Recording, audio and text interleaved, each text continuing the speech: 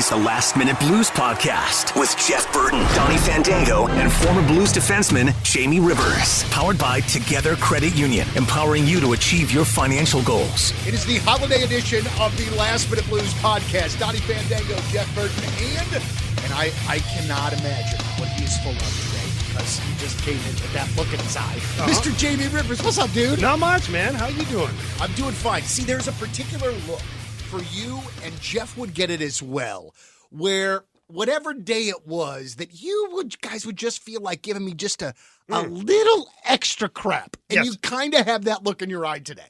Yeah, probably more so today. I know you have tomorrow off. Right. And then I will be traveling with the Blues all next week, so I won't see you. So I figure I got to get my work in now. That's Donnie. awesome. So where are you going with the team?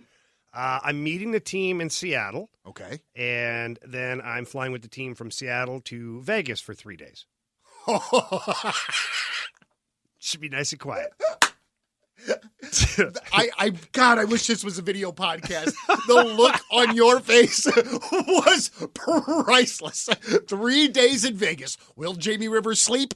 When it's over, probably. Yeah, probably on the way home. You know, man, I've never been to Vegas. Oh, really? No. Why? It just Is this something you don't want to do? No. What do you have against it, Donnie? I would like to say that no, I have nothing against it. I definitely want to go. The situation has just never presented itself to happen. Is it really as awesome as everybody says You've that never it is? clicked on a Southwest flight and said, hey, let's go? Well, also, too, man, I'm With not all the bands and all the shows and all the stuff that you have connections to, there wasn't a show in Vegas that you couldn't be like, oh, by the way, I know that band for 20 years. I'm going to go see them. Yeah, I really haven't thought about this the right way, have I? Because I'm here for you. I thank you very much for that. But seriously, is it really like, because I'm not a huge gambler. Like, You don't have to gamble. That's the best thing about Vegas nowadays. Like way back when, I remember the first time I went to Vegas. Oh boy, it's a long time ago. It was mid 90s and things were different. You know, there were some clubs, a lot of, let's say, ballets available, and then the gambling. That was kind of Vegas. Yeah. Oh my God, has it evolved? Like, it's crazy. And my brother and I usually go every year together. It's like this family tradition. Not family. It's like brotherly thing. Yeah. I don't know. Call it what you want. It's a brother bonding trip. It's a business trip. It really is, actually. Okay. Our advertising business up in Canada, they have a massive trade show in Vegas every year. So we'll go a couple of days before and then stay for the trade show and, you know, kind of do our thing. So it's all wrapped into one. Yeah. It's official business, of course. But no, Vegas has changed so much. Like, the hotels are so incredible. The restaurants are the big thing now. And, you know, so many lounges and the bars. And, yeah, there's some nightclubs for sure. I mean, it still gets popping in Vegas. Sure. Don't get me wrong. But there's so much to do now that the gambling is almost like secondary, unless you're a gambler. Right. If you're a gambler, you're like, okay, you're laser focused. You're Right. like, look at everywhere there's a chance for me to do something. But if you're not a gambler, you can go to Vegas and not even sit at a table for 1 minute. And you'll have your dance card will be full the entire time you're there. That's fantastic. Yeah, Mary and I are going to absolutely have to do that. While I'm thinking about this real quick, do we know what's going on with Petro? Is he all right? It's a family thing, I know. Yeah, it's a family thing. Yeah, You leave it at that. I'll let him whenever he tell wants to. And the I don't. public whatever he wants. You know, from what I gather, it's not life-threatening or anything like that. But there's some stuff going on, and you know, just wish him the best. Man. Well, and you know, when you see these kinds of things happen, you know it's serious to these guys because they take their profession so seriously. So for them to just say, "Hey, I'm going indefinitely," you know, there's got to be and something. for Vegas to just allow it too. Yeah. To be like, yeah, we're going to keep paying you, and you go do that, and when you're done, we'll be here for you. Right. So that speaks volumes too. We're thinking about Alex and his Absolutely. family, man. One of the best. So, a few things here that I wanted to kind of go over here before we start talking about our St. Louis Blues. One of those things being the 800th goal for Mr. Alexander Ovechkin, which happened in Chicago. Did it in style too, didn't he? Yeah, very much so. Wow. And the Hawks fans, who I don't like, but credit where it's due, they're chanting Ovi after he scored. Well, they was threw pretty hats sweet. on the ice too. Oh, that's right, too. Yeah. I was so confused when it happened because I'm watching the highlights. All of a sudden, I see hats, and I'm like, where the hell are they? Right. I'm like, they're in Chicago? And Chicago's throwing hats, but I was like, you know what? It's kind of cool that they did that. Absolutely They're is. witnessing history, you know? Can you kind of talk about the player that Alex Ovechkin was and is? Have you seen him morph as a player over his career? Is he, obviously you learn a lot about the game as you play, but is he very similar to the guy that you saw as a young man? He's way more efficient now as a player. Like when he first came in the league, he was just like a wild stallion. He could skate and shoot, and he wanted to stick handle through everybody on the ice every single time he got the puck. Right.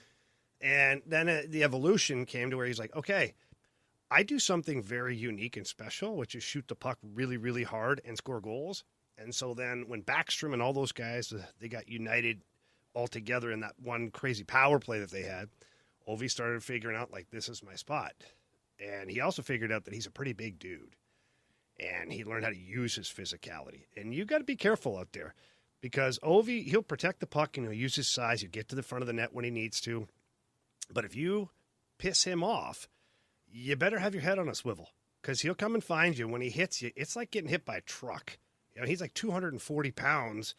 It's a big dude and he's strong. So for me, the evolution of watching him play has been kind of cool because he still plays hard, obviously, but he's just perfected that spot on the power play. Yeah, and what's so amazing to me about that spot on the power play, okay, you know he's going to be there. You know what he's there to do, and you're still unable, even knowing all of that information, unable to stop him. That is unbelievable to me. But that goes, for me, that lies on the shoulders of his teammates, too, on the power play, because it would be easy to just try and get the puck to him every single time. And then, you could figure it out. You just post up somebody 2 or 3 feet in front of them and just block the shot every time. But they do a great job of picking a different door every time. And what I mean by that is, Backstrom, Kuznetsov, Oshie, all these guys, they all become options. And they'll shoot the puck, and they can score. So you have to respect it. And when you respect those guys, now all of a sudden there's just a nice pass that gets laid over there on a platter for Ovi, and he just puts it through the back of the net.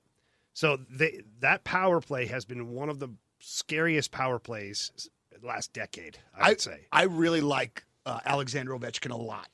I would definitely call him one of my favorite players of the last 10 years or so. That being said, I don't want him to break Gretzky's record. And if he does, he doesn't. Credit where it's due. It's amazing. Mm-hmm. It's just, I look at Gretzky like I look at Babe Ruth or look at, you know what I mean? Like an icon of the sport, and I'd like to see some of those records stay, but records are made to be broken. I look at it two ways. One, I'd like Gretz to hang on to that record.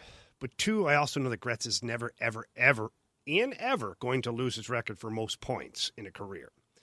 And when I look at Wayne Gretzky, he really wasn't a goal scorer. I know that sounds crazy because he scored 92 goals in the season. Yeah. But Ovi is just a pure goal scorer. And so there's always a passing of the torch of some kind. He's still 94 goals away. That's a lot. That's a lot. It's a lot of goals to score. It's a lot of years to be healthy. It's a lot of years to make things to make sure things go right. But I look at it too as, I kind of respect Ovi, the way he's done it, his longevity in the league. Knock on wood, I don't even know how many times he's ever been hurt. He's like this truck that just keeps going. No matter how cold it is outside, he just keeps starting the damn truck up. Yeah. And I respect it. And if he gets there and he breaks it, it's not like he's easily just going to do it. Oh, it was just given to him. He's got to put together a serious friggin' career to get there. Well, and also, too, the game has changed seemingly during Ovi's career a bit. You know what I mean? Being a little bit more defensive style early as to now where it's like goddamn shootouts every other night. I wanted to ask you that, and I don't mean to switch the subject so quickly from Ovi. But obviously one of the things that we've seen in the NHL over the last couple of years is a lot of goal scoring. A lot. As an old school guy, do you hate it? No, I don't hate it. Like when I first broke into the league, there was a lot of goals being scored. Okay. And then in the early 2000s, things kind of got clamped down. Late 90s, early 2000s, the trap came in. And didn't they outlaw the trap because the Devils were running it or something? You can still run the trap. Okay. But they took the red line out. Because before, when you had center ice line there for a 2-line pass, you could just cut the ice in half, and teams were screwed. Got it. Couldn't open it up. There's nowhere to go. Yeah. So then when they took the red line away, it opened it up a little bit. The trap is still there. Teams still use it all the time. but it's easier to get around the trap nowadays. But there's a lot of clutching and grabbing to where you could lock onto somebody, and that was it. It couldn't move, and it would be no penalty. So playing defense at that time, playing defense was easier in some aspects because you could just latch onto a guy, and that was it. If you were strong, you could play defense. And also, too, couldn't you, like, cross-check a little bit more in front of the net and stuff? Yeah. You get away with things that you'd be put in prison for. I'm not even joking. I remember coming in front of the net and, like, just being like, I'm not in a good mood tonight, and just two-hand somebody right in the back of the knee. As hard as I can. Yeah. And then they would drop, and the referee would be like, it's in front of the net. You got to earn it. Right. Like, even like the referees are in on it. And now you're getting a major if you do that. I'd be suspended for the crap. Like, watch some of those games. Watch, like, Darian Hatcher back in the day and Scott Stevens, a cross-check right in the back of the neck. And, like, God, it was all legal. I hated Darian Hatcher so much. Was he one of your teammates in Detroit? Oh. So Darian Hatcher, I actually owe him quite a bit. He signed with the Red Wings, and I had also signed with the Red Wings. I was like 7th defenseman, and coming out of training camp, I got sent down. I think I was more the 8th defenseman on the roster. I mean, there's Hall of Famers everywhere. So I got sent down to Grand Rapids. I played one game, and then Darian Hatcher blew out his knee in Ottawa, their first or second game of the season. So they called me back up, and I was there for good. And so because Hatch blew out his knee, I got to perform, and then I got an extra 2-year deal out of it afterwards. I'll be damned. Yeah, and Hatch ended up being my partner in the playoffs that year. That's so, and I say that like I hated him so much, but obviously I hated him so much because he did his job so unbelievably well. He was one of the meanest guys ever. Like, and those were wooden sticks too back then, and they were heavy, and he would just chop guys and cross-check guys and punch guys in the face, and he was a mutant. I mean, we'd play cards with him on the plane, and I think he didn't know what the hell to think of me, I think at first. And I go, Hatch, you know what? I said, I'm proud of you. He's like, what? I go, you're the first one in your family to walk upright. It took him a while. He's like, I go, now you still have road rash on the back of your knuckles because they drag on the ground. However, you're doing great, Hatch. Dude, that's unbelievable. We will be right back with more of the Last Minute Blues podcast in just a minute, but we want to thank one of the Last Minute Blues podcast sponsors, and that is my dentist, Dr. James Maxwell, and we're over at Crestwood Dental Group. We were there just earlier this week. My son, Dexter, needed to get in there and get checked out. He had gotten braces a few months ago, so the good doctor had to make sure that everything was looking good and, going the way that it's supposed to. Listen, one of the best parts, and I say this all the time, but I mean it, my kids are not afraid to go to the dentist because of Dr. Maxwell and his staff. When I was a kid, I was petrified to go to the dentist, and I'm glad that it's not that way any longer. I'm also glad that my dentist is always one that's learning, always looking to make the next process that much easier for you, all right? Find out more about Dr. Maxwell by going to crestwooddental.com or give him a ring at 314-820-0909. That's 314-820-0909. It's Crestwood Dental Group, one of the proud sponsors of the Last Minute Blues podcast. But long and short of it, you don't necessarily dislike what the game has become. I dislike certain parts of it. I dislike how do you do this without sounding like the old curmudgeon? Yeah, and I know that's tough for you, man. Back in my day, but you know what though, man, and I'll take some of that heat though too. When I started watching hockey and learning hockey, the physical aspect was one of the reasons in which that I loved it. And I'm not just talking about the fighting, but the stuff in front of the goal and the hits and all those sorts of things. And now it seems like if you breathe on a guy wrong and you have the wrong set of refs, they're going to run somebody into the box every 3 minutes. So that's my problem with it, okay? So as much as I came into the NHL as an offensive defenseman, I became a physical defenseman. Yeah. And I fell in love with the physicality of hockey. And there's something to when I watch a game these days, like, it's missing. It's missing. And I'm not talking about the cross-checking the back of the neck, the slashing. I'm not talking about dirty plays. No. Just good old-fashioned, like, earn your space out there. And if you do something stupid, you got to pay the piper. And there is not much of that anymore. Yeah.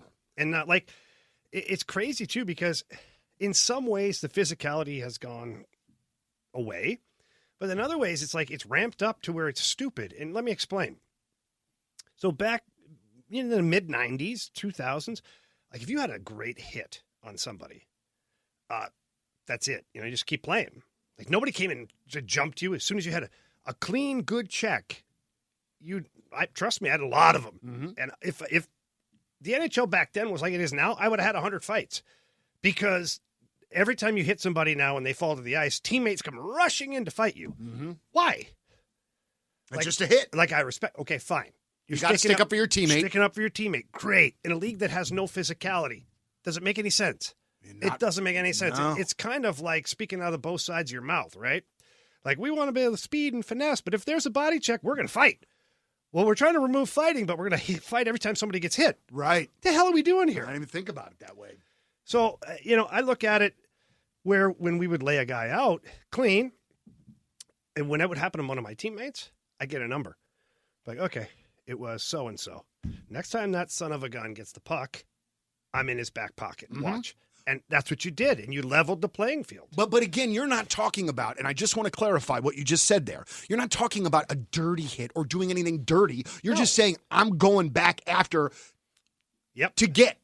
You know what I mean? You're just evening it up. I used to tell the younger kids, the rookies, when they'd come in as I got older and more grizzled, I said, listen, every time you go to face off, odds are you're going to be against a couple of dudes that you're with against a whole night. Like if you're a top 4 defenseman, you're going to play the top 2 lines. If you're a bottom 2 defenseman, you're going to play the bottom 2 lines all night.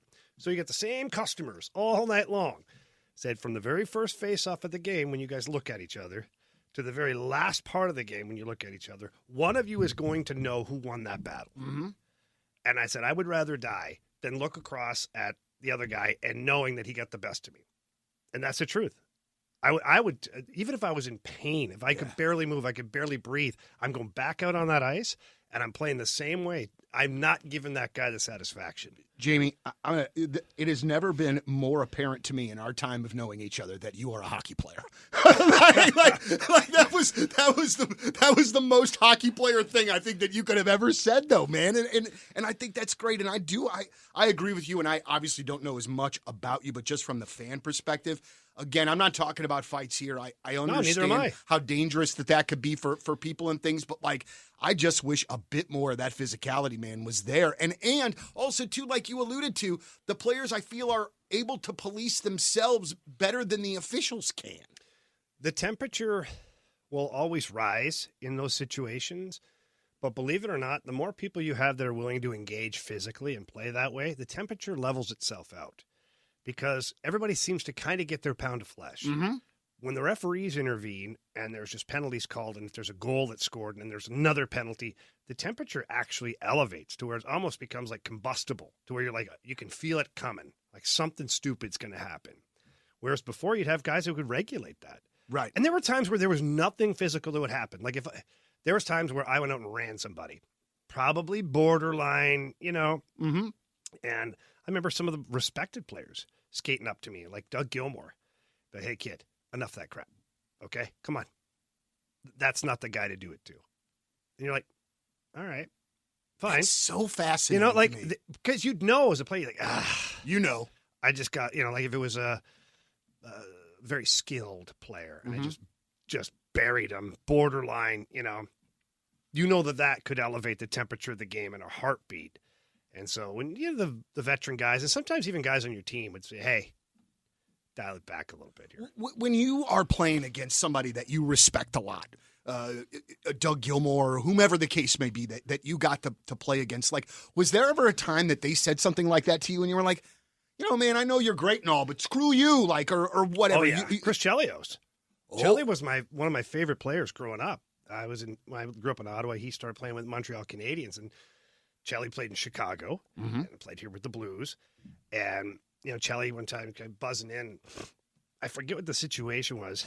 I just hit somebody. I wish I could remember who it was. And they blew out their shoulder. And so Chelly comes by and he's trying to talk to me. He's like, hey, you need to pick your spots. And I'm like, really? Really, Chelly? You? I go, you're the guy setting the standard out here. Yeah. I'm like, why don't you go bleep yourself? He was like, what? I'm like, yeah. I said, we can do this right now. I don't care. I'm like, you're the standard. Mr. Cheap Shot himself.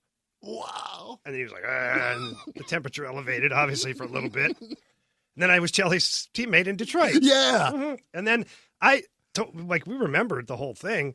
And I was like, you came up with a straight face. And he's like, I know. So even he knew. This guy was an animal. You have no idea the stuff he did because he played against the star players all the time. And Paul Correa, I think to this day, still wakes up in the middle of the night screaming because he has visions of Chelly. Chelly would butt end him. He would get in close and sucker punch guys underneath. Like, it was so nasty, but that was the deal. Right. And it was always like in important games, too. Okay, so let me ask you this about a guy like Chris Chelios. How and again, I just want to say this for the record, as I'm sure you can imagine, another guy I hated. But how would... Oh, you would love him, Donnie. Would you love Chelly. And if he was on my team, that would be a whole nother... and he loves music and all the rock bands. Dude, and just think about it. He played for the Hawks and the Wings in the 90s and early 2000s. Yeah. For me, that's poison, all right? But as far as, like, how would a guy like Chris Chelios translate to now? Oh, he'd be fine. He'd be fine. Chelly could skate. He could pass. He could score. Like, he did a lot. You look back at his numbers. He had some pretty big offensive numbers in a league that was pretty brutal physically. And so that's the thing for Chelly is he could play that nasty style, but he could also crank it up and play really good. And he skated so well. He thought the game so well. He was always ahead of the game. He's one of the greatest defensemen I've ever played with. Wow. And definitely one of the ones that I've hated the most in my lifetime. Saw this real quick. $1 million, the salary cap's going to go up next year? I don't know about that. Okay, so you think it could still be more? I think this is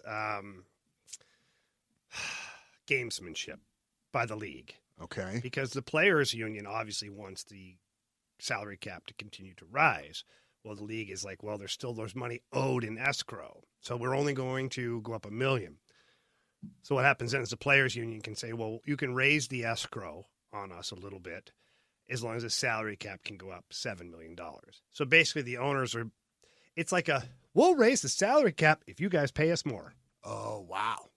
This is I'm not going to get too far into it, one of the worst CBAs ever for the players.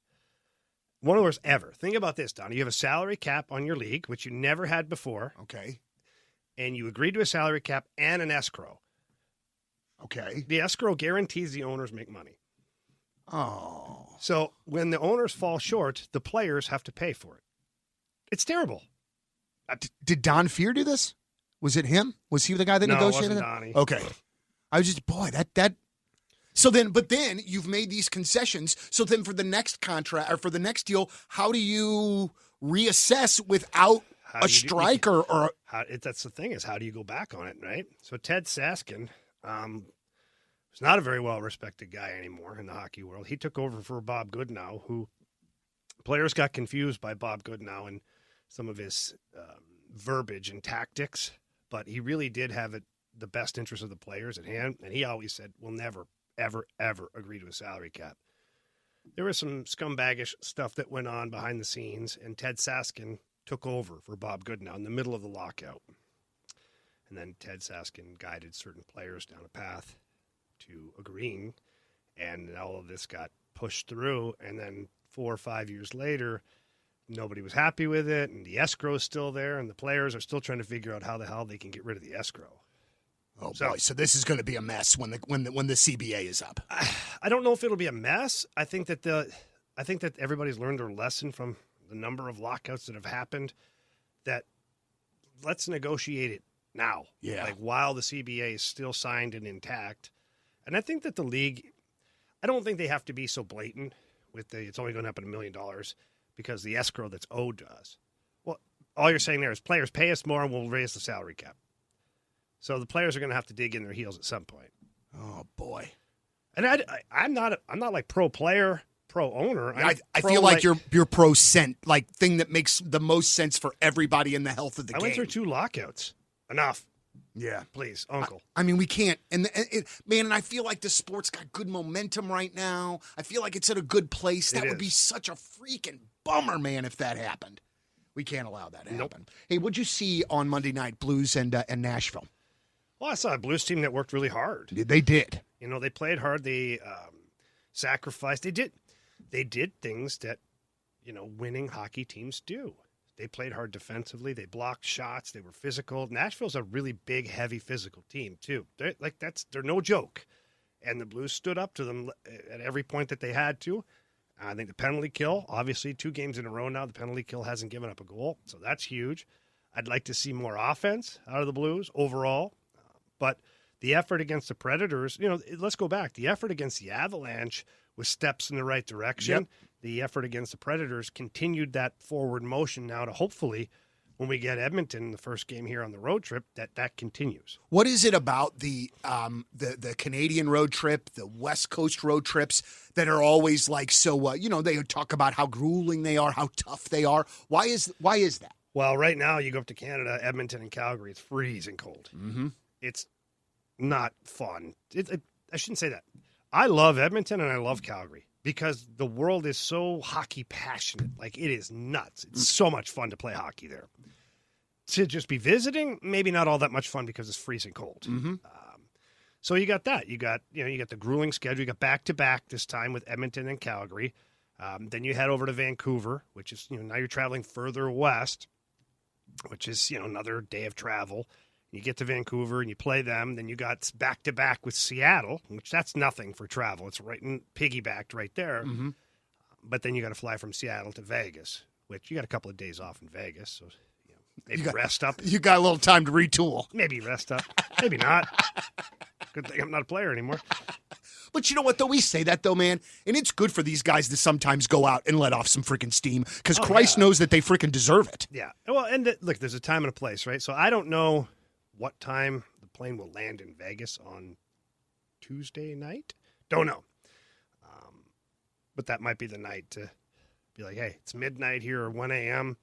We don't care. Right. Vegas doesn't close. Right. Let's roll, boys. And you give the next day off and you get back to practice on the Wednesday. That would be me. If I was a coach, I'd be like, I'm not going to fight this fight with you guys. Right. We're just going to do, whatever. Go. Well, I'm absolutely, you know what, the next week or so, my work schedule is a little different. I'm going to watch a ton of hockey and just relax, enjoy. Just that time of the year where we can kind of, slow things down a little bit, man. Yeah. For our listeners, if anybody's out and about on Saturday, okay, from 5 to 6 at O.B. Clark's, I'll be sitting in there with Dan O'Neill, who wrote a book recently about the Blues. I'll be signing books in there and telling hockey stories and drinking beer and eating pizza. So come on by. Dan O'Neill is one of my very favorite St. Louis Post-Dispatch sports writers of all time. He's great. Dude, there are very few people, Jamie, that can be sarcastic through newspaper words the way that he could, and I could get it. And you know what, and I don't mean to get too deep in this, but it's guys like that. It's guys like Hummel. It's guys like Bernie Miklasz that I was actively reading the sports page growing up. Yeah. And they were so goddamn good at what they did of painting the picture, man, that just always hold those guys in high regard, man. And O'Neill, he's so deadpan. Yes. Yeah. Very so even, dry and deadpan. So that's Saturday. Saturday at O.B. Clark's from 5 to 6 p.m. Go see Jamie. Oh, and Synergy Hockey, you guys have got your stuff going on for Christmas break and that as well. We've got 3 different holiday camps right now. One of them is sold out. The other 2 are on the verge of being sold out. So please get online at synergyhockeyskills.com. Click on the holiday camps. Centene is sold out, but the Ice Zone, the Mills, and Afton still available. Probably about 4 or 5 spots available. Well, that sounds great. Well, Mano, I don't think I'll probably get to see you before Christmas. Merry Christmas, my dude. Donnie. I hope you have an absolutely amazing holiday and stay safe, even in Vegas, you crazy man. I always will. No problem. Don't worry about me. Jamie Rivers for Jamie Rivers, Jeff Burton, Donnie Fandango. As always, we thank you for listening to the podcast, and let's go Blues. The Last Minute Blues Podcast. Hear more at 1057thepoint.com. Powered by Together Credit Union, empowering you to achieve your financial goals.